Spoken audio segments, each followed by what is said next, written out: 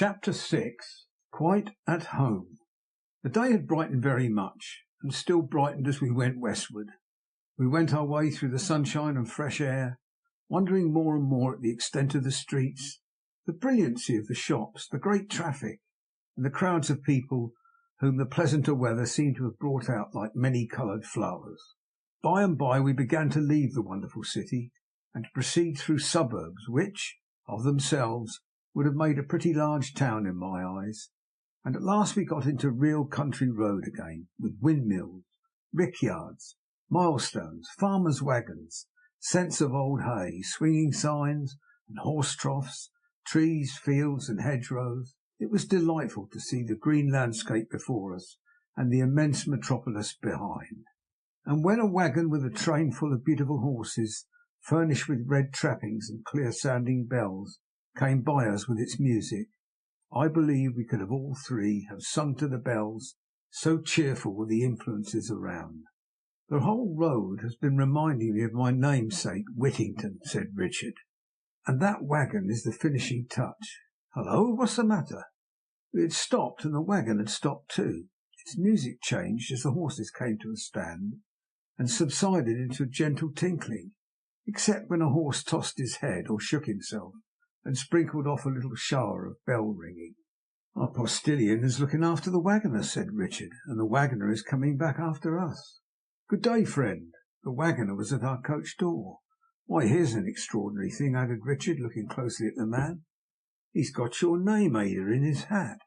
He had all our names in his hat. Tucked within the band were three small notes, one addressed to Ada, one to Richard, and one to me. These the waggoner delivered to each of us respectively, reading the name aloud first. In answer to Richard's inquiry from whom they came, he briefly answered, "Master, sir, if you please," and putting on his hat again, which like a soft bowl, cracked his whip, reawakened his music, and went melodiously away. "Is that Mr. Jarndyce's wagon?" said Richard, calling to our postboy. "Yes, sir," he replied. "Going to London." We opened the notes. Each was a counterpart of the other, and contained these words in a solid, plain hand: "I look forward, my dear, to our meeting easily and without constraint on either side.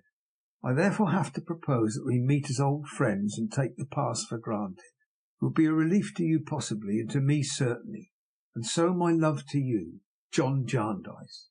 I had perhaps less reason to be surprised than either of my companions, having never yet enjoyed an opportunity of thanking one who had been my benefactor and sole earthly dependence through so many years.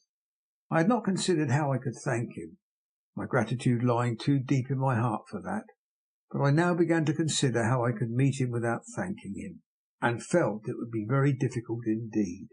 The notes revived in Richard and Ada a general impression that they both had, without quite knowing how they came by it, that their cousin Jarndyce could never bear acknowledgments for any kindness he performed, and that sooner than receive any he would resort to the most singular expedients and evasions, or would even run away. Ada dimly remembered to have heard her mother tell, when she was a very little child, that he had once done her an act of uncommon generosity, and that on her going to his house to thank him, he happened to see her through a window coming to the door, and immediately escaped by the back gate, and was not heard of for 3 months.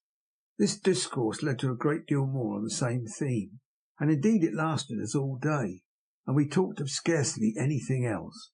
If we did by any chance diverge into another subject, we soon returned to this, and wondered what the house would be like, and when we should get there, and whether we should see Mr. Jarndyce as soon as we arrived, or after a delay, and what he would say to us, and what we should say to him, all of which we wondered about over and over again.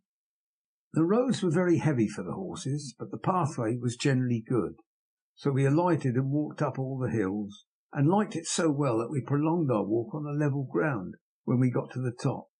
At Barnet there were other horses waiting for us, but as they had only just been fed, we had to wait for them too, and got a long fresh walk over a common and an old battlefield before the carriage came up. These delays so protracted the journey that the short day was spent, and the long night had closed in before we came to St. Albans, near to which town Bleak House was, we knew.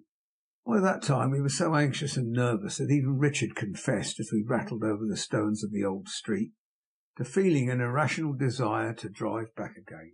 As to Ada and me, whom he had wrapped up with great care, the night being sharp and frosty, we trembled from head to foot when we turned out of the town, round a corner, and Richard told us that the postboy, who had for a long time sympathized with our heightened expectation, was looking back and nodding.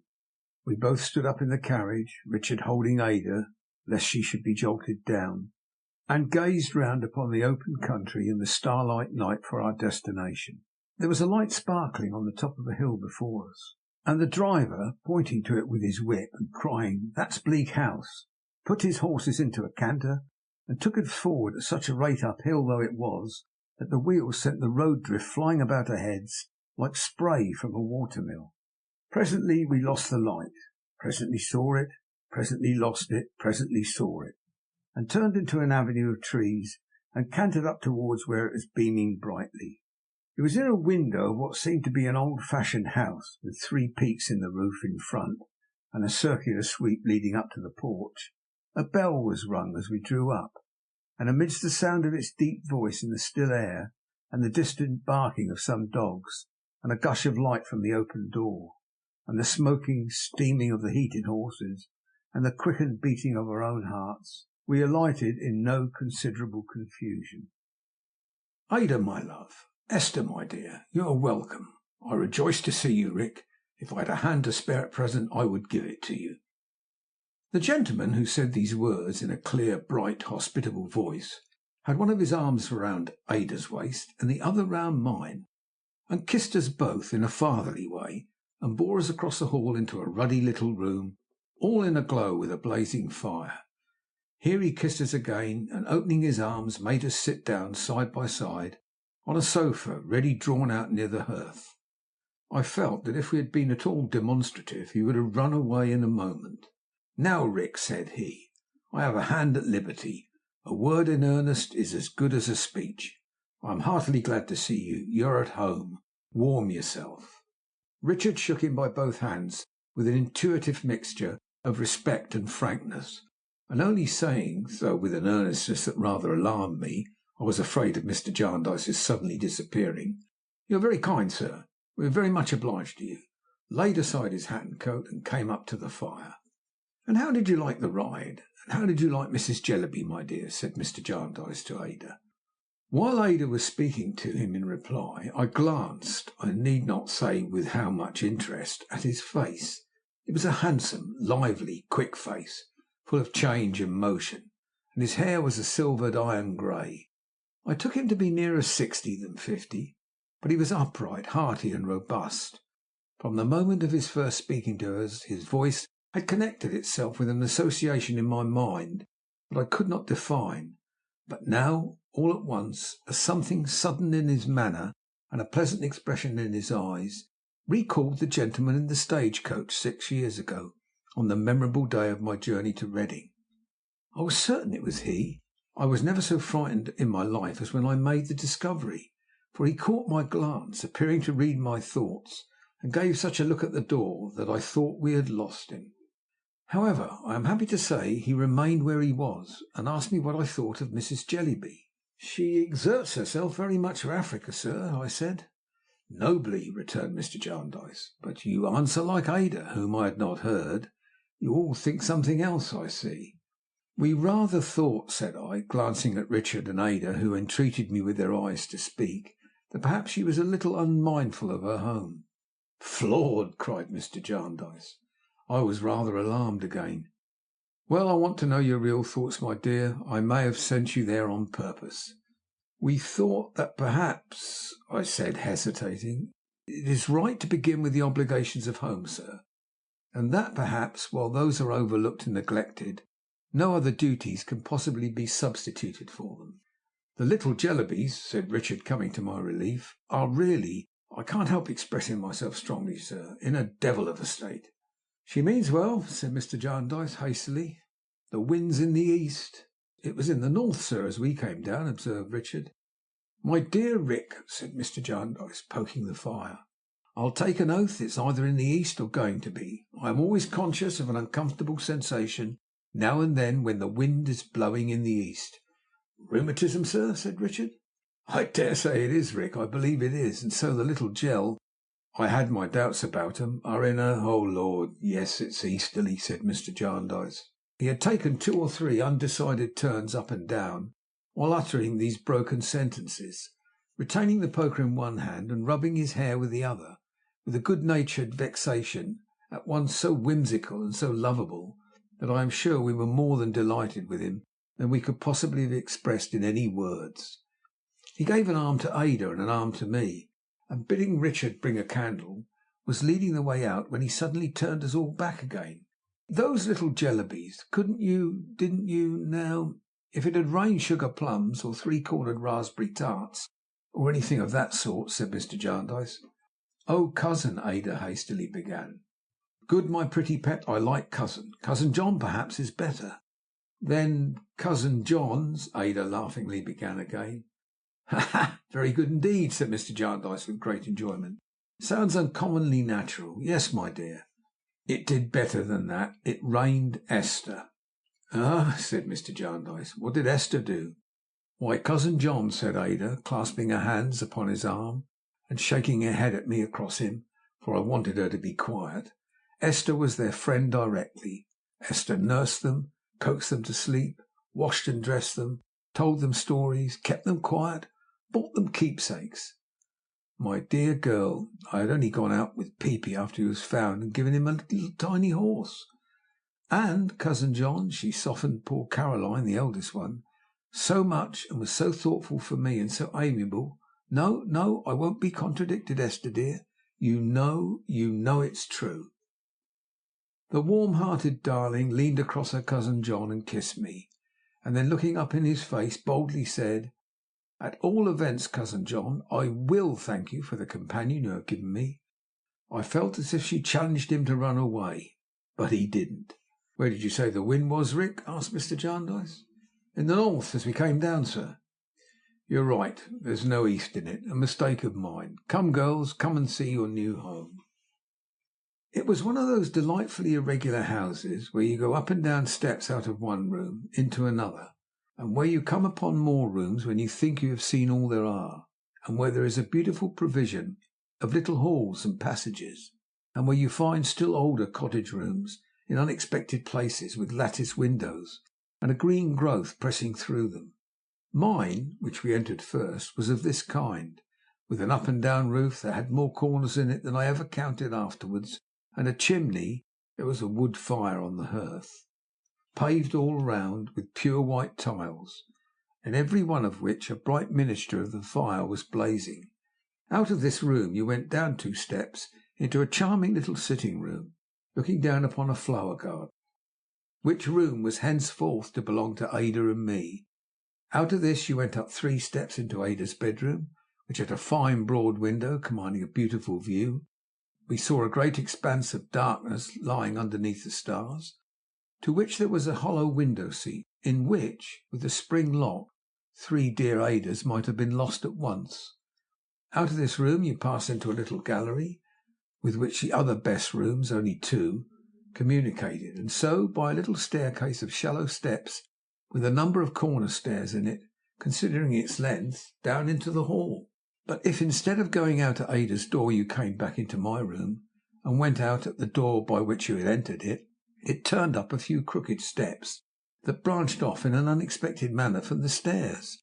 You lost yourself in passages with mangles in them, and 3-cornered tables, and a native Hindu chair, which was also a sofa, a box, and a bedstead, and looked in every form something between a bamboo skeleton and a great bird cage, and had been bought from India nobody knew by whom or when. From these you came on to Richard's room, which was part library, part sitting room, part bedroom, and seemed indeed a comfortable compound of many rooms. Out of that you went straight, with a little interval of passage, to the plain room where Mr. Jarndyce slept, all the year round, with his window open, his bedstead without any furniture standing in the middle of the floor for more air, and his cold bath gaping for him in a smaller room adjoining.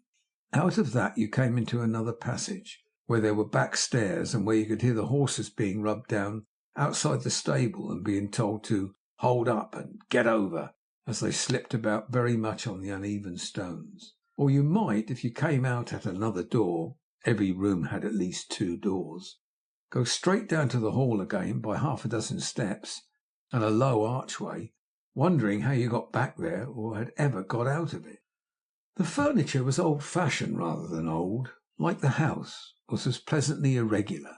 Ada's sleeping room was all flowers, in chintz and paper, in velvet, in needlework, in the brocade of 2 stiff courtly chairs, which stood each attended by a little page of a stool for greater state, on either side of the fireplace. Our sitting room was green, and had framed and glazed upon the wall numbers of surprising and surprised birds. Staring out of pictures had a real trout in a case, as brown and shining as if it had been served with gravy at the death of Captain Cook, and at the whole process of preparing tea in China, as depicted by Chinese artists. In my room there were oval engravings of the months, ladies haymaking in short waists and large hats tied under the chin. For June, smooth-legged noblemen pointing with cocked hats to village steeples. For October, half-length portraits in crayons abounded all through the house, but were so dispersed that I found the brother of a youthful officer of mine in the china closet, and the grey old age of my pretty young bride, with a flower in her bodice, in the breakfast room. As substitutes I had 4 angels of Queen Anne's reign, taking a complacent gentleman to heaven in festoons. With some difficulty, and a composition in needlework representing fruit, a kettle, and an alphabet, all the movables from the wardrobes to the chairs and tables, hanging glasses, even to the pincushions and scent bowls on the dressing tables, displayed the same quaint variety. They agreed in nothing but their perfect neatness, their display of the whitest linen, and their storing up wheresoever of the existence of a drawer, small or large, rendered it possible, of quantities of rose leaves and sweet lavender, such, with its illuminated windows softened here and there by shadows of curtains, shining out upon the starlight night, with its light and warmth and comfort, with its hospitable jingle at a distance of preparations for dinner, with the face of its generous master brightening everything we saw, and just wind enough without to sound a low accompaniment to everything we heard, were our first impressions of Bleak House. "I'm glad you like it," said Mr. Jarndyce, when he had brought us round again to Ada's sitting room. "It makes no pretensions, but it is a comfortable little place, I hope, and will be more so with such bright young looks in it. You have barely half an hour before dinner. There's no one here but the finest creature upon earth, a child." "More children, Esther?" said Ada. "I don't mean literally a child," pursued Mr. Jarndyce. "Not a child in years. He is grown up. He is at least as old as I am, but in simplicity and freshness and enthusiasm, and a fine, guileless inaptitude for all worldly affairs. He is a perfect child." We felt that must be very interesting. "He knows Mrs. Jellyby," said Mr. Jarndyce. "He is a musical man, an amateur, but might have been a professional. He is an artist too, an amateur, but might have been a professional. He is a man of attainments and of captivating manners. He has been unfortunate in his affairs, and unfortunate in his pursuits, and unfortunate in his family, but he don't care. He is a child." "Do you imply that he has children of his own, sir?" inquired Richard. "Yes, Rick, half a dozen, more, nearer a dozen, I should think, but he has never looked after them. How could he? He wanted somebody to look after him. He is a child, you know," said Mr. Jarndyce. "And have the children looked after themselves at all, sir?" inquired Richard. "Why, just as you may suppose," said Mr. Jarndyce, his countenance suddenly falling. "It is said that the children of the very poor are not brought up, but dragged up. Harold Skimpole's children have tumbled up somehow or other. The wind's getting round again, I'm afraid. I feel it rather." Richard observed that the situation was exposed on a sharp night. "It is exposed," said Mr. Jarndyce. "No doubt that's the cause. Bleak House has an exposed sound. But you are coming my way. Come along." Our luggage having arrived and being all at hand, I was dressed in a few minutes and engaged in putting my worldly goods away when a maid, not the one in attendance upon Ada, but another whom I had not seen, brought a basket into my room with 2 bunches of keys in it, all labelled. "For you, miss, if you please," said she. "For me?" said I. "The housekeeping keys, miss." I showed my surprise, for she added with some little surprise on her own part, "I was told to bring 'em to you as soon as you was alone, miss. Miss Summerson, if I don't deceive myself." "Yes," said I, "that is my name. The large bunch is the housekeeping, and the little bunch is the cellars, miss. Any time you was pleased to appoint to morrow morning, I was to show you the presses and things they belonged to." I said I would be ready at 6:30, and after she was gone, stood looking at the basket, quite lost in the magnitude of my trust. Ada found me thus, and had such a delightful confidence in me when I showed her the keys and told her about them, that it would have been insensibility and ingratitude not to feel encouraged. I knew, to be sure, that it was the dear girl's kindness, but I liked to be so pleasantly cheated. When we went downstairs, we were presented to Mr. Skimpole, who was standing before the fire, telling Richard how fond he used to be, in his school time, of football. He was a little bright creature, with rather a large head, but a delicate face and a sweet voice, and there was a perfect charm in him. All he said was so free from effort and spontaneous, and was said with such a captivating gaiety, that it was fascinating to hear him talk. Being of a more slender figure than Mr. Jarndyce, and having a richer complexion, with browner hair, he looked younger. Indeed, he had more the appearance in all respects of a damaged young man than a well-preserved elderly one. There was an easy negligence in his manner, and even in his dress, his hair carelessly disposed, and his neckerchief loose and flowing, as I have seen artists paint their own portraits, which I could not separate from the idea of a romantic youth who had undergone some unique process of depreciation. It struck me as being not at all like the manner or appearance of a man who advanced in life by the usual road of years, cares, and experiences. I gathered from the conversation that Mr. Skimpole had been educated for the medical profession, and had once lived, in his professional capacity, in the house of a German prince. He told us, however, that as he had always been a mere child in point of weights and measures, and had never known anything about them except that they disgusted him, he had never been able to prescribe with the requisite accuracy of detail. In fact, he said, he had no head for detail, and he told us with great humour that when he was wanted to bleed the prince or physic any of his people, he was generally found lying on his back in bed, reading the newspapers or making fancy sketches in pencil, and couldn't come. The prince at last objecting to this, in which, said Mr. Skimpole in the frankest manner, he was perfectly right, the engagement terminated in Mr. Skimpole having, as he added with delightful gaiety, nothing to live upon but love, fell in love, married, and surrounded himself with rosy cheeks. His good friend Jarndyce and some other of his good friends then helped him, in quicker or slower succession, to several openings in life, but to no purpose, for he must confess to 2 of the oldest infirmities in the world.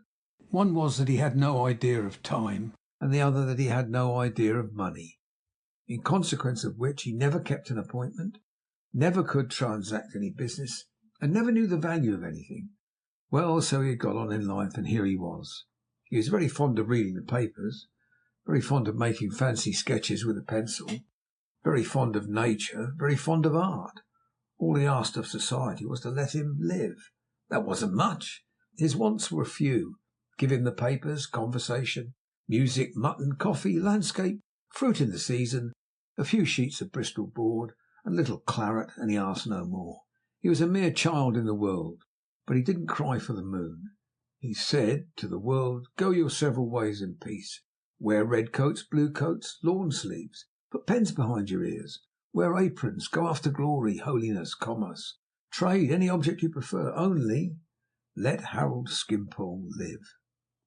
All this, and a great deal more, he told us, not only with the utmost brilliancy and enjoyment, but with a certain vivacious candour, speaking of himself as if he were not at all his own affair, as if Skimpole were a third person, as if he knew that Skimpole had his singularities, but still had his claims too, which were the general business of the community and must not be slighted. He was quite enchanting. If I felt at all confused at the early time and endeavouring to reconcile anything he said with anything, I had thought about the duties and accountabilities of life, which I am far from sure of. I was confused by not exactly understanding why he was free of them. That he was free of them I scarcely doubted. He was so very clear about it himself. "I covet nothing," said Mr. Skimpole in the same light way. "Possession is nothing to me. Here is my friend Jarndyce's excellent house. I feel obliged to him for possessing it. I can sketch it and alter it. I can set it to music when I am here. I have sufficient possession of it, and have neither trouble, cost, nor responsibility. My steward's name, in short, is Jarndyce, and he can't cheat me. We have been mentioning Mrs. Jellyby. There is a bright-eyed woman of a strong will and immense power of business detail, who throws herself into objects with surprising ardour. I don't regret that I have not a strong will and an immense power of business detail to throw myself into objects with surprising ardour. I can admire her without envy. I can sympathise with the objects. I can dream of them. I can lie down on the grass of fine weather and float along an African river, embracing all the natives I meet, as sensible of the deep silence, and sketching the dense overhanging tropical growth as accurately as if I were there. I don't know that it's of any direct use my doing so, but it's all I can do, and I do it thoroughly. Then, for heaven's sake, having Harold Skimpole, a confiding child, petitioning you, the world, an agglomeration of practised people of business habits, to let him live and admire the human family, to do it somehow or other like good souls, and suffer him to ride his rocking horse." It was plain enough that Mr. Jarndyce had not been neglectful of the adjuration. Mr. Skimpole's general position there would have rendered it so, without the addition of what he presently said. "It's only you, the generous creatures, whom I envy," said Mr. Skimpole, addressing us, his new friends, in an impersonal manner. "I envy your power of doing what you do. It is what I should revel in myself. I don't feel any vulgar gratitude to you. I almost feel as if you ought to be grateful to me for giving you the opportunity of enjoying the luxury of generosity. I know you like it. For anything I can tell, I may have come into the world expressly for the purpose of increasing your stock of happiness. I may have been born to be a benefactor to you, by sometimes giving you an opportunity of assisting me in my little perplexities. Why should I regret my incapacity for details and worldly affairs, when it leads to such pleasant consequences? I don't regret it, therefore." Of all his playful speeches, playful yet always fully meaning what they expressed, none seemed to be more to the taste of Mr. Jarndyce than this. I had often new temptations afterwards to wonder whether it was really singular, or only singular to me, that he, who was probably the most grateful of mankind upon the least occasion, should so desire to escape the gratitude of others. We were all enchanted. I felt it a merited tribute to the engaging qualities of Ada and Richard, that Mr. Skimpole, seeing them for the first time, should be so unreserved, and should lay himself out to be so exquisitely agreeable. They, and especially Richard, were naturally pleased, for similar reasons, and considered it no common privilege to be so freely confided in by such an attractive man. The more we listened, the more gaily Mr. Skimpole talked. And what with his fine hilarious manner, and his engaging candour, and his genial way of lightly tossing his own weakness about as if he had said, "I am a child, you know. You are designing people compared with me," he really made me consider myself in that light. But I am gay and innocent. Forget your worldly arts and play with me. The effect was absolutely dazzling. He was so full of feeling too, and had such a delicate sentiment for what was beautiful or tender, that he could have won a heart by that alone. In the evening, when I was preparing to make tea, and Ada was touching the piano in the adjoining room, and softly humming a tune to her cousin Richard, which they had happened to mention, he came and sat down on the sofa near me, and so spoke of Ada that I almost loved him.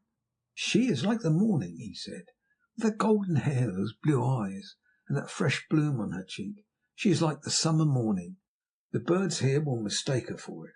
We will not call such a lovely young creature as that, who is a joy to all mankind, an orphan. She is the child of the universe." Mr. Jarndyce, I found, was standing near us with his hands behind him, and an attentive smile upon his face. "The universe," he observed, "makes rather an indifferent parent, I'm afraid. "Oh, I don't know," cried Mr. Skimpole buoyantly. "I think I do know," said Mr. Jarndyce. "Well," cried Mr. Skimpole, "you know the world, which in your sense is the universe, and I know nothing of it, so you shall have your way. But if I had mine," glancing at the cousins, "there should be no brambles of sordid realities in such a path as that. It should be strewn with roses. It should lie through bowers where there was no spring, autumn, nor winter, but perpetual summer. Age or change would never wither it. The base word money should never be breathed near it." Mr. Jarndyce patted him on the head with a smile, as if he had been really a child, and passing a step or two on, stopping a moment, glanced at the young cousins. His look was thoughtful, but had a benignant expression in it, which I often, how often, saw again, which has long been engraven on my heart. The room in which they were, communicating with that in which he stood, was only lighted by the fire. Ada sat at the piano. Richard stood beside her, bending down. Upon the wall their shadows blended together, surrounded by strange forms, not without a ghostly motion caught from the unsteady fire, though reflecting from motionless objects. Ada touched the notes so softly and sang so low that the wind sighing away to the distant hills was as audible as the music. The mystery of the future, and the little clue afforded to it by the voice of the present, seemed expressed in the whole picture. But it is not to recall this fancy, well as I remember it, that I recall the scene. First, I was not quite unconscious of the contrast in respect of meaning and intention between the silent look directed that way and the flow of words that had preceded it. Secondly, though Mr. Jarndyce's glance, as he withdrew it, rested but for a moment on me, I felt as if in that moment he confided to me, and knew that he confided to me and that I received the confidence. His hope that Ada and Richard might one day enter on a dearer relationship. Mr. Skimpole could play on the piano and the violoncello, and he was a composer, had composed half an opera once, but got tired of it, and played what he composed with taste. After tea we had quite a little concert, in which Richard, who was enthralled by Ada's singing, and told me that she seemed to know all the songs that were ever written, and Mr. Jarndyce and I were the audience. After a little while I missed first Mr. Skimpole and afterwards Richard, and while I was thinking how could Richard stay away so long and lose so much, the maid who had given me the keys looked in at the door, saying, "If you please, miss, could you spare a minute?" When I was shut out with her in the hall, she said, holding up her hands, "Oh, if you please, miss, Mr. Carstone says, would you come upstairs to Mr. Skimpole's room?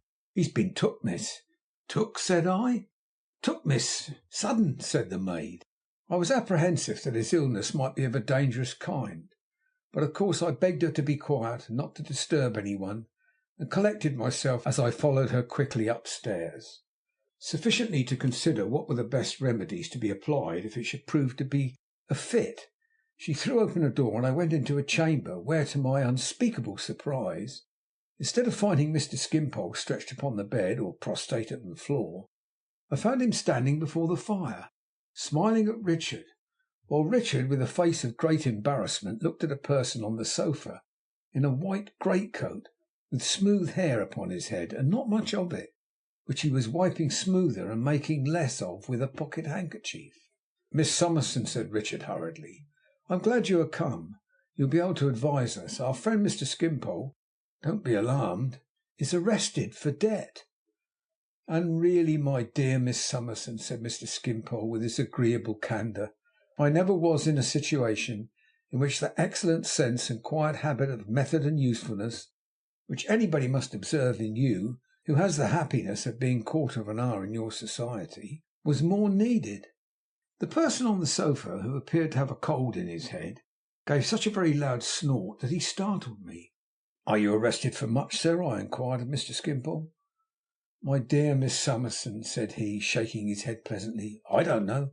Some pounds, odd shillings, and halfpence, I think, were mentioned." "It's £24, 16 and 7 halfpenny," observed the stranger. "That's what it is." "And it sounds, somehow it sounds," said Mr. Skimpole, "like a small sum." The strange man said nothing, but made another snort, was such a powerful one that it seemed to quite lift him out of his seat. "Mr. Skimpole," said Richard to me, "has a delicacy in applying to my cousin Jarndyce, because he has lately, I think, sir, I am understood by you that you had lately—" "Oh yes," returned Mr. Skimpole, smiling, "though I forgot how much it was and when it was. Jarndyce would readily do it again, but I have the epicure-like feeling that I would prefer a novelty in help, that I would rather," he looked at Richard and me, "develop generosity in a new soil and in a new form of flower." "What do you think will be best, Miss Summerson?" said Richard aside. I ventured to inquire generally, before replying, what would happen if the money were not produced. "Jail," said the strange man, coolly putting his handkerchief into his hat, which was on the floor at his feet. "Or Covins's." "May I ask, sir, what is—" "Covins's," said the strange man, "a house." Richard and I looked at one another again. It was a most singular thing that the arrest was our embarrassment and not Mr. Skimpole's.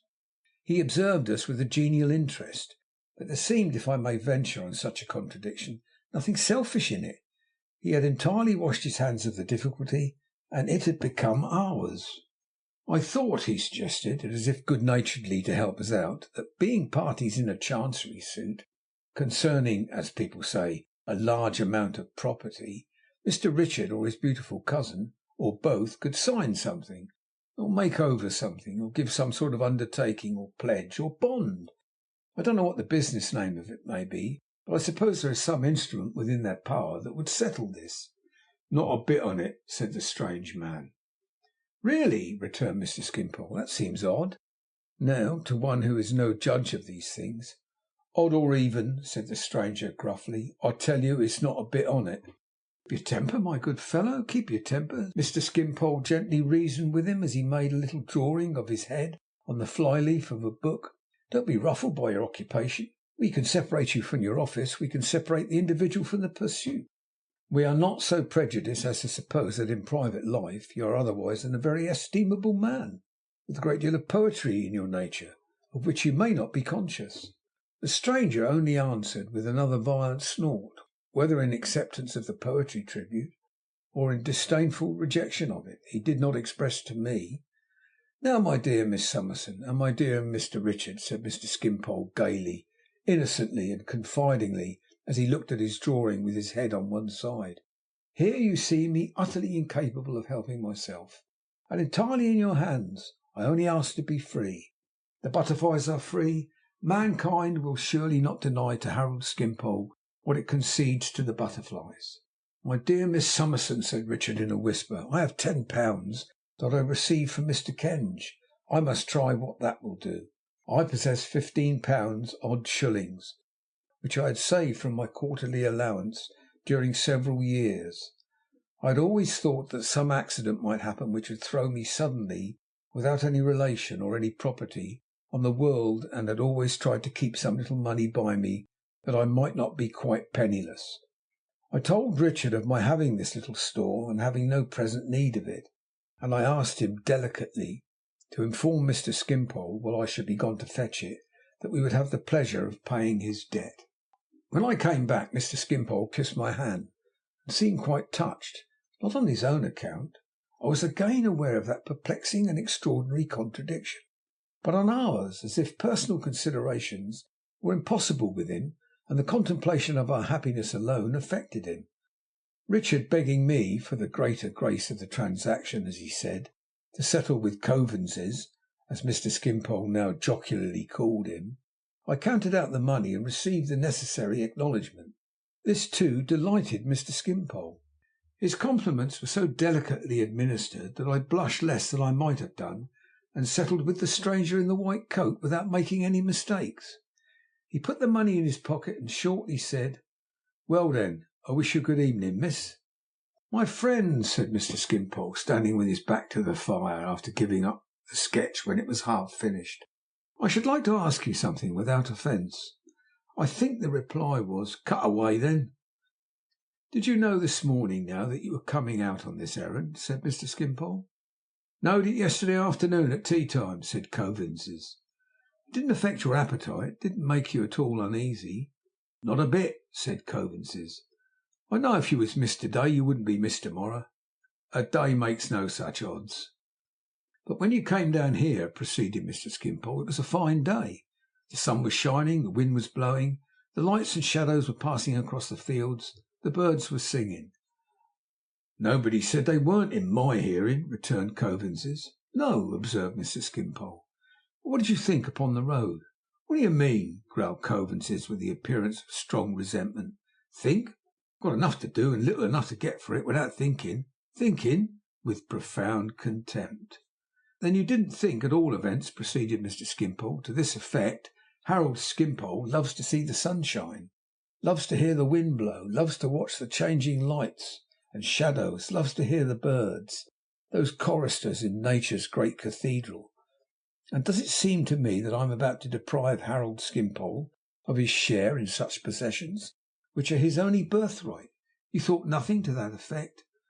I certainly did not, said Coavinses, whose doggedness in utterly renouncing the idea was of that intense kind that he could only give adequate expression to it by putting a long interval between each word and accompanying the last with a jerk that might have dislocated his neck.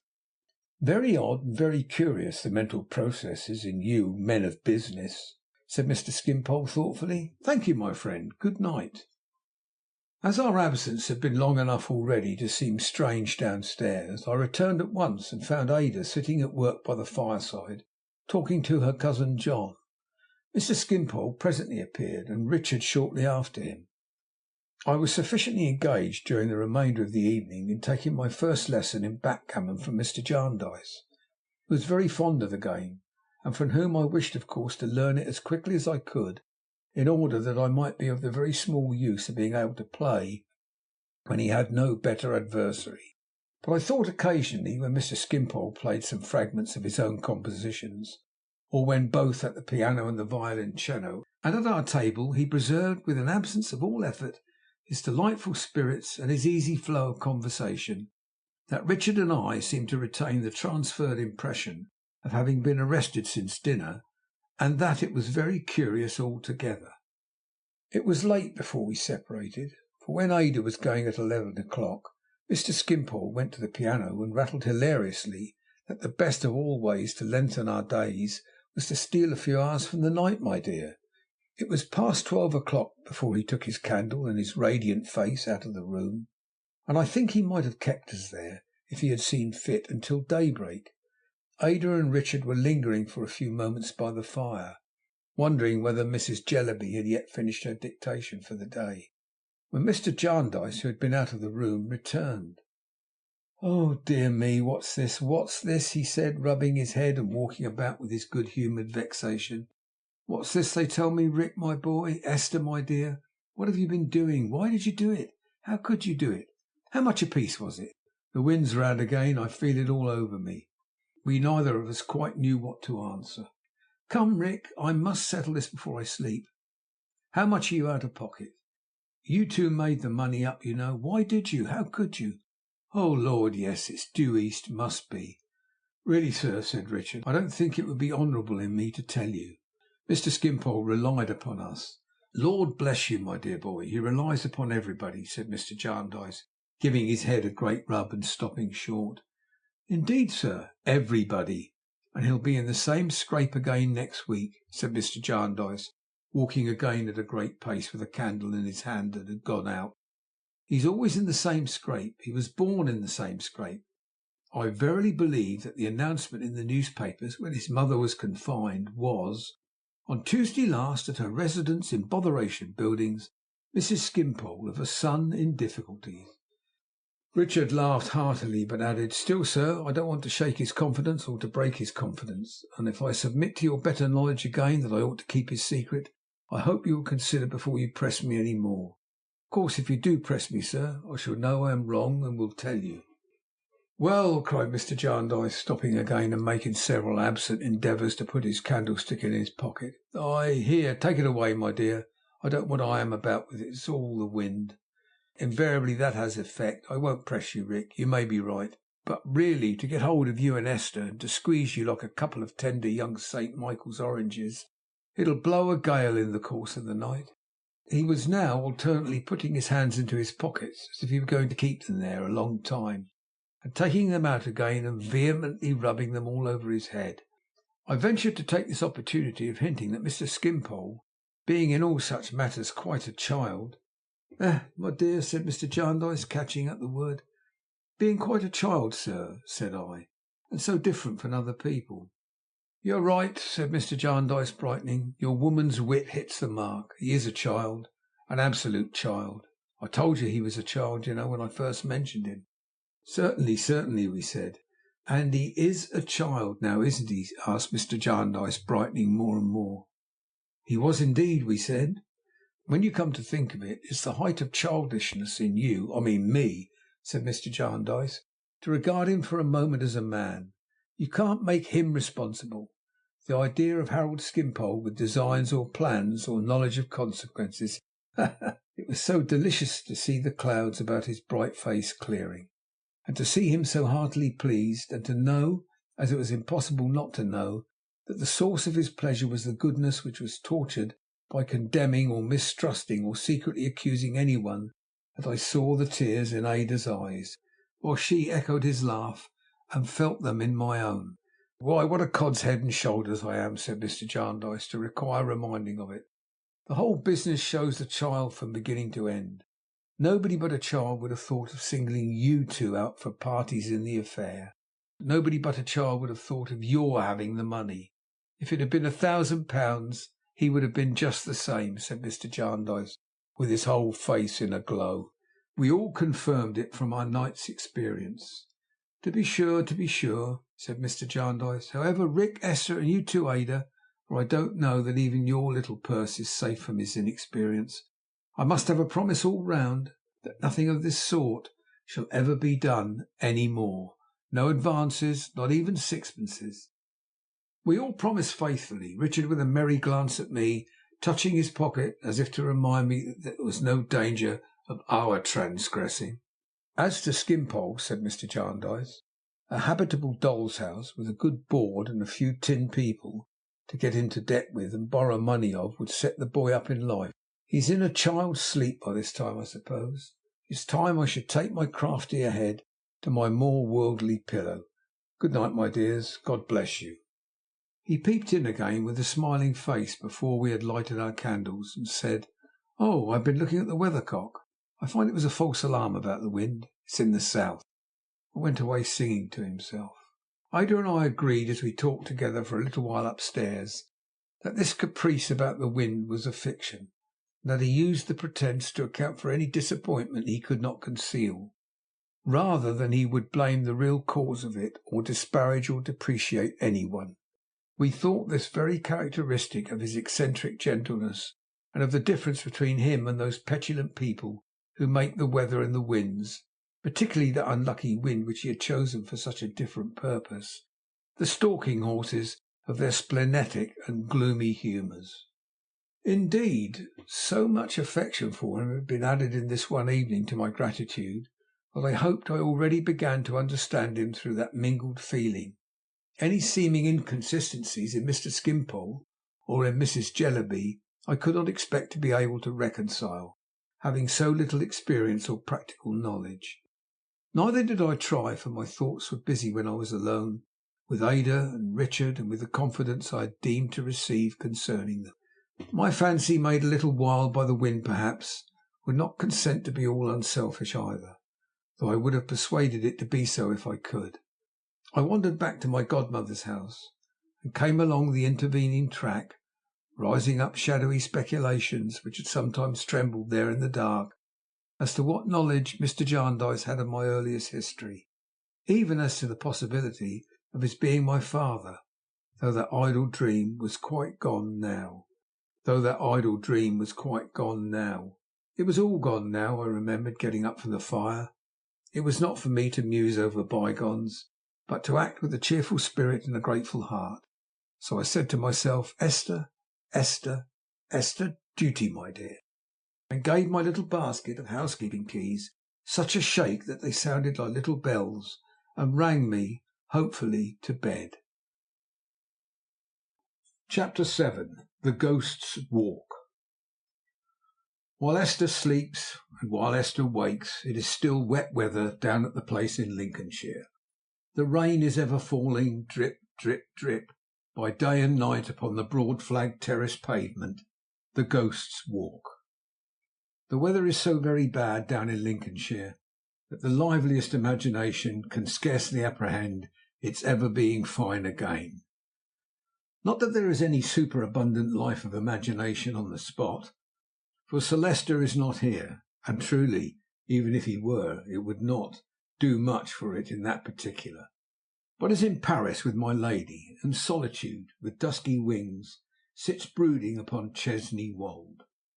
There may be some motions of fancy among the lower animals at Chesney Wold, the horses in the stables, the long stables in a barren red brick courtyard, where there is a great bell in a turret, and a clock with a large face, which the pigeons who live near it and who love to perch upon its shoulders seem always to be consulting. They may contemplate some mental pictures of fine weather on occasions, and it may be better artists at them than the grooms. The old roan, so famous for cross-country work, turning his large eyeball to the grated window near his rack, may remember the fresh leaves that glisten there at other times, and the scents that stream in, and may have a fine run with the hounds, while the human helper, clearing out the next stall, never stirs beyond his pitchfork and birch broom. The grey, whose place is opposite the door, and who, with an impatient rattle of his halter, pricks his ears and turns his head so wistfully when it is opened, and to whom the opener says, "Whoa, Grey, then steady, nobody wants you today," may know it quite as well as the man. The whole seemingly monotonous and uncompanionable half-dozen stable together may pass along the wet hours when the door is shut in livelier communication than is held in the servants' hall or at the Dedlock Arms, or may even beguile the time by improving, perhaps corrupting, the pony in the loose box in the corner. So the mastiff, dozing in his kennel in the courtyard with his large head on his paws, may think of the hot sunshine, when the shadows of the stable buildings tire his patience out by changing, and leave him at one time of the day no broader refuge than the shadow of his own house, where he sits on end, panting and growling short, and very much wanting something to worry besides himself and his chain. So now, half waking and all winking, he may recall the house full of company, the coach houses full of vehicles, the stables full of horses, and the outbuildings full of attendants upon horses, while he is undecided about the present and comes forth to see how it is. Then, with that impatient shake of himself, he may growl in the spirit, "Rain, rain, rain. Nothing but rain and no family here," as he goes in again and lies down with a gloomy yawn. So with the dogs in the kennel buildings across the park, who have their restless fits, and whose doleful voices, when the wind has been very obstinate, have even made it known in the house itself, upstairs, downstairs, and in my lady's chamber. They may hunt the whole countryside while the raindrops are pattering round their inactivity. So the rabbits, with their self-betraying tails, frisking in and out of holes at roots of trees, may be lively with the ideas of breezy days when their ears are blown about, or of those seasons of interest when there are sweet young plants to gnaw. The turkey in the poultry yard, always troubled with a class grievance, probably Christmas, may be reminiscent of that summer morning wrongfully taken from him when he got into the lane among the felled trees, where there was a barn and barley. The discontented goose who stoops to pass under the old gateway 20 feet high may gabble out, if we only knew it, a waddling preference for weather when the gateway casts its shadow on the ground. Be this as it may, there is not much fancy otherwise stirring at Chesney Wold. If there be a little at any odd moment, it goes like a little noise in that old echoing place, a long way, and usually leads off to ghosts and mystery. It has rained so hard and rained so long down in Lincolnshire that Mrs. Rouncewell, the old housekeeper at Chesney Wold, has several times taken off her spectacles and cleaned them to make certain that the drops were not upon the glasses. Mrs. Rouncewell might have been sufficiently assured by hearing the rain, but that she is rather deaf, which nothing will induce her to believe. She is a fine old lady, handsome, stately, wonderfully neat, and has such a back and such a stomacher that if her stays should turn out when she dies to have been broad old-fashioned family fire grate, nobody who knows her would have cause to be surprised. Weather affects Mrs. Rouncewell little. The house is there in all weathers, and the house, as she expresses it, is what she looks at. She sits in her room in a side passage on the ground floor, with an arched window commanding a smooth quadrangle, adorned at regular intervals with smooth round trees and smooth round blocks of stone, as if the trees were going to play at bowls with the stones, and the whole house reposes on her mind. She can open it on occasion and be busy and fluttered, but it is shut up now, and lies on the breadth of Mrs. Rouncewell's iron-bound bosom in a majestic sleep. It is the next difficult thing to an impossibility to imagine Chesney Wold without Mrs. Rouncewell, but she has only been here 50 years. Ask her how long this rainy day, and she shall answer 50 year, 3 months, and a fortnight by the blessing of heaven, if I live till Tuesday. Mr. Rouncewell died some time before the decease of the pretty fashion of pigtails, and modestly hid his own, if he took it with him, in a corner of the churchyard in the park under near the mouldy porch. He was born in the market town, and so was his young widow. Her progress in the family began in the time of the last Celesta, and originated in the still room. The present representative of the Dedlocks is an excellent master. He supposes all his dependents to be utterly bereft of individual characters, intentions, or opinions, and is persuaded that he was born to supersede the necessity of their having any. If he were to make a discovery to the contrary, he would be simply stunned, and would never recover himself, most likely except to gasp and die. But he is an excellent master still, holding it a part of his state to be so. He has a great liking for Mrs. Rouncewell, and says she is a most respectable, creditable woman. He always shakes hands with her when he comes down to Chesney Wold and when he goes away, and if he were very ill, or if he were knocked down by accident, or run over, or placed in any situation expressive of a deadlock, at a disadvantage, he would say, if he could speak, "Leave me, and send Mrs. Rouncewell here," feeling his dignity at such a pass safer with her than with anybody else. Mrs. Rouncewell has known trouble. She has had 2 sons, of whom the younger ran wild and went for a soldier, and never came back. Even to this hour Mrs. Rouncewell's calm hands lose their composure when she speaks of him, and unfolding themselves from her stomacher, hover about her in an agitated manner, as she says, "What a likely lad! What a fine lad! What a gay, good-humoured, clever lad he was!" Her second son would have been provided for at Chesney Wold, and would have been made steward in due season, but he took, when he was a schoolboy, to constructing steam engines out of saucepans, and setting birds to draw their own water with the least possible amount of labour, so assisting them with artful contrivance of hydraulic pressure that a thirsty canary had only, in a literal sense, to put his shoulder to the wheel, and the job was done. This propensity gave Mrs. Rouncewell great uneasiness. She felt it with a mother's anguish to be a move in the Wat Tyler direction, well knowing that Celesta had the general impression of an aptitude for any art to which smoke and a tall chimney might be considered essential. But the doomed young rebel, otherwise a mild youth and very persevering, showing no sign of grace as he got older, but on the contrary constructing a model of a power room, she was fain with many tears to mention his backslidings to the baronet. "Mrs. Rouncewell," said Celesta, "I can never consent to argue, as you know, with any one on any subject. You had better get rid of your boy. You had better get him into some works. The iron country further north is, I suppose, the congenial direction for a boy with these tendencies."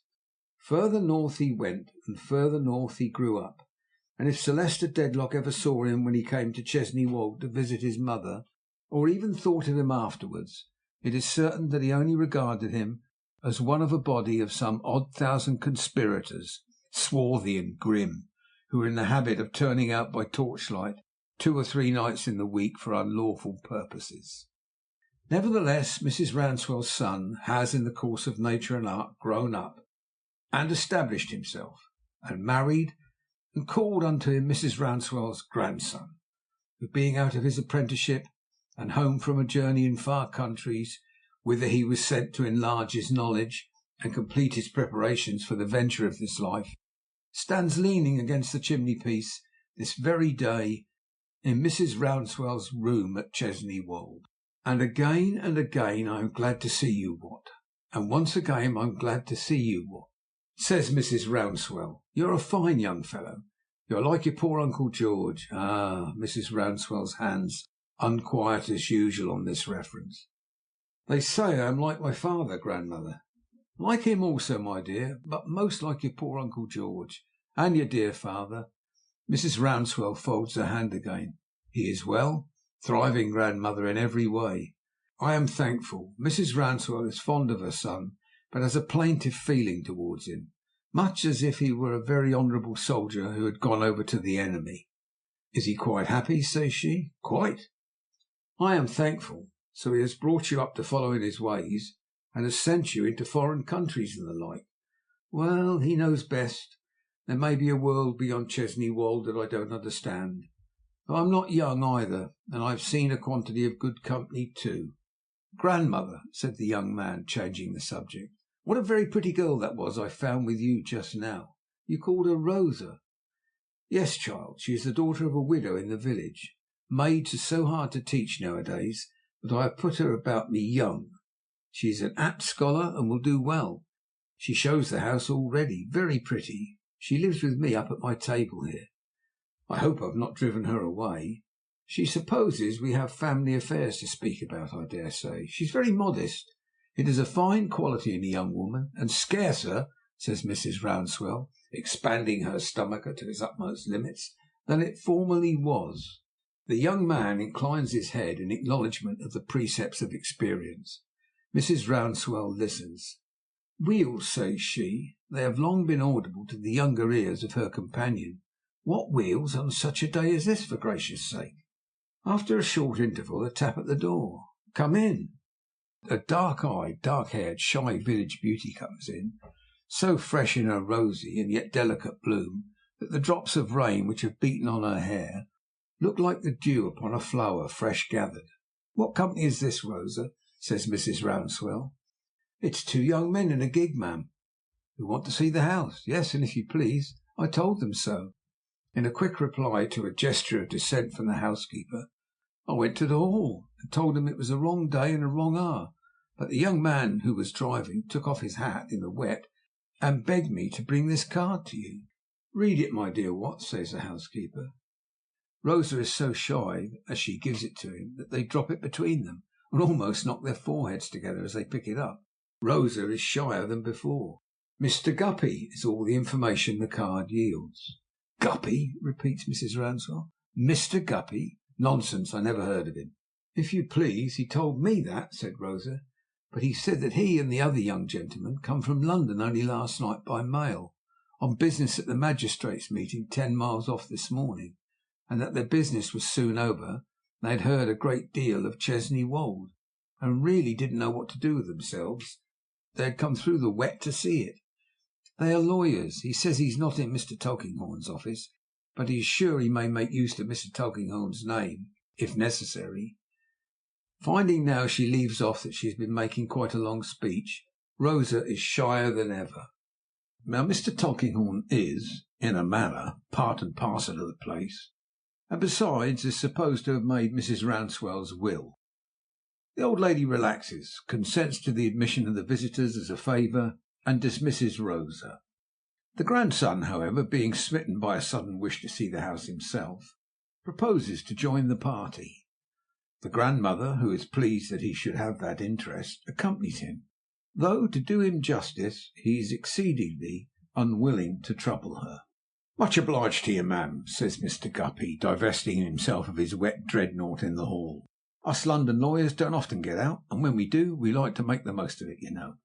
The old housekeeper, with a gracious severity of deportment, waves her hand towards the great staircase. Mr. Guppy and his friend follow Rosa. Mrs. Rouncewell and her grandson follow them. A young gardener goes before to open the shutters. As is usually the case with people who go over houses, Mr. Guppy and his friend are dead beat before they have well begun. They straggle about in wrong places, look at wrong things, don't care for the right things, gape when more rooms are opened, exhibit profound depression of spirits, and are clearly knocked up.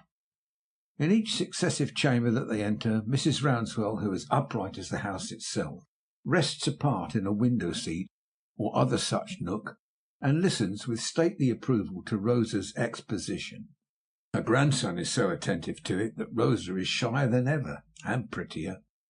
Thus they pass from room to room, raising the picture of deadlocks for a few brief moments as the young gardener admits the light, and reconsigning them to their graves as he shuts it out again. It appears to the afflicted Mr. Guppy and his inconsolable friend that there is no end to the deadlocks, whose family greatness seems to consist in their never having done anything to distinguish themselves for 700 years. Even the long drawing-room of Chesney Wold cannot revive Mr. Guppy's spirits. He is so low that he droops on the threshold and has hardly the strength of mind to enter. But a portrait over the chimney-piece, painted by the fashionable artist of the day, acts upon him like a charm. He recovers in a moment. He stares at it with uncommon interest. He seems to be fixed and fascinated by it. "Dear me," says Mr. Guppy, "who's that?" "The picture over the fireplace," says Rosa, "is the portrait of the present Lady Dedlock. It is considered a perfect likeness and the best work of the master." "Bless," says Mr. Guppy, staring in a kind of dismay at his friend, "if I have ever seen her. Yet I know her. Has the picture been engraved, miss?" "Well," says Mr. Guppy in a low voice, "I'll be shot if it ain't very curious how well I know that picture. So that's Lady Dedlock, is it?" "The picture on the right is the present Sir Leicester Dedlock. The picture on the left is his father, the late Sir Leicester." Mr. Guppy has no eyes for either of these magnates. "It's unaccountable to me," he says, still staring at the portrait, "how well I know that picture. I'm dashed," adds Mr. Guppy, looking round, "if I don't think I must have had a dream of that picture, you know." As no one present takes any especial interest in Mr. Guppy's dreams, the probability is not pursued, but he still remains so absorbed by the portrait that he stands immovable before it until the young gardener has closed the shutters. When he comes out of the room in a dazed state that is an odd though a sufficient substitute for interest, and follows into the succeeding rooms with a confused stare, as if he were looking everywhere for Lady Dedlock again, he sees no more of her. He sees her rooms, which are the last shown, as being very elegant, and he looks out of the windows of which she looked out not long ago, upon the weather that bored her to death. All things have an end, even houses that people take infinite pains to see and are tired of before they begin to see them. He has come to the end of the sight, and the fresh village beauty to the end of her description, which is always this: the terrace below is much admired. It is called, from an old story in the family, the Ghost's Walk. "No," says Mr. Guppy, greedily curious. "What's the story, miss? Anything about a picture?" "Pray tell us the story," says Watt in a half whisper. "I don't know it, sir." Rosa is shyer than ever. "It's not related to visitors. It is almost forgotten," says the housekeeper, advancing. "It has never been more than a family anecdote. The story has nothing to do with the picture. The housekeeper can guarantee that. Mr. Guppy is obliged to her for the information, and is, moreover, generally obliged. He retires with his friend, guided down another staircase by the young gardener, and presently is heard to drive away. It is now dusk. Mrs. Rouncewell can trust to the discretion of her two young hearers, and may tell them how the terrace came to have that ghostly name. She seats herself in a large chair by the fast darkening window, and tells them. "In the wicked days, my dears, of King Charles I, I mean, of course, in the wicked days of the rebels who leagued themselves against that excellent king, Sir Morbury Dedlock was the owner of Chesney Wold. Whether there was any account of a ghost in the family before those days, I can't say. I should think it very likely indeed." Mrs. Rouncewell holds this opinion because she considers that a family of such antiquity and importance has a right to a ghost. She regards a ghost as one of the privileges of the upper classes, a genteel distinction to which the common people have no claim. Sir Morbury Dedlock, says Mrs. Rouncewell, was, I have no occasion to say, on the side of the blessed martyr, but is supposed that his lady, who had none of the family blood in her veins, favoured the bad cause. It is said that she had relations among King Charles's enemies, that she was in correspondence with them, and that she gave them information. When any of the country gentlemen who followed His Majesty's cause met here, it is said that my lady was always nearer to the door of their council room than they supposed. Do you hear a sound like a footstep passing along the terrace, Wat? Rosa draws nearer to the housekeeper. I hear the rain drip on the stones, replies the young man, and I hear a curious echo, I suppose an echo which is very like a halting step. The housekeeper gravely nods and continues. Partly on account of this division between them, and partly on other accounts, Sir Morbury and his lady led a troubled life. She was a lady of a haughty temper. They were not well suited to each other in age or character, and they had no children to moderate between them. After her favourite brother, a young gentleman, was killed in the civil wars by Sir Morbury's near kinsmen, her feeling was so violent that she hated the race into which she had married. When the Dedlocks were about to ride out from Chesney Wold in the king's cause, she is supposed to have more than once stolen down into the stables in the dead of night and lamed their horses, and the story is that once at such an hour her husband saw her gliding down the stairs and followed her into the stall where his own favourite horse stood. There he seized her by the wrist, and in a struggle, or in a fall, or through the horse being frightened and lashing out, she was lamed in the hip, and from that hour began to pine away. The housekeeper has dropped her voice to little more than a whisper. She had been a lady of a handsome figure and a noble carriage. She never complained of the change. She never spoke to any one of being crippled or of being in pain. But day by day she tried to walk upon the terrace, and with the help of the stone balustrade went up and down, up and down, up and down, in sun and shadow, with greater difficulty every day. At last, one afternoon, her husband, to whom she had never on any persuasion opened her lips since that night, standing at the great south window, saw her drop upon the pavement. He hastened down to raise her, but she repulsed him as he bent over her, and looking at him fixedly and coldly, said, "I will die here where I have walked, and I will walk here though I am in my grave. I will walk here until the pride of this house is humbled, and when calamity or when disgrace is coming to it, let the Dedlocks listen for my step." Wat looks at Rosa. Rosa, in the deepening gloom, looks down upon the ground, half frightened and half shy. Then and there she died, and from those days, says Mrs. Rouncewell, the name has come down, the Ghost's Walk. If the tread is an echo, it's an echo of that is only heard after dark, and it is often unheard for a long while together. But it comes back from time to time, and so sure as there is sickness or death in the family, it will be heard then. And disgrace, grandmother? Disgrace never comes to Chesney Wold, returns the housekeeper. Her grandson apologises with, "True, true." That is the story. Whatever the sound is, it is a worrying sound, says Mrs. Rouncewell, getting up from her chair. And what is to be noticed is that it must be heard. My lady, who is afraid of nothing, admits that when it is there, it must be heard. You cannot shut it out, Wat. There is a tall French clock behind you, placed there a purpose, that has a loud beat when it is in motion, and can play music. You understand how these things are managed? Pretty well, grandmother, I think. Set it a-going. What sets it a-going, music and all? Now come hither, says the housekeeper. Hither, child, towards my lady's pillow. I am not sure that it is dark enough yet, but listen. Can you hear the sound upon the terrace through the music and the beat and everything? I certainly can. So my lady says.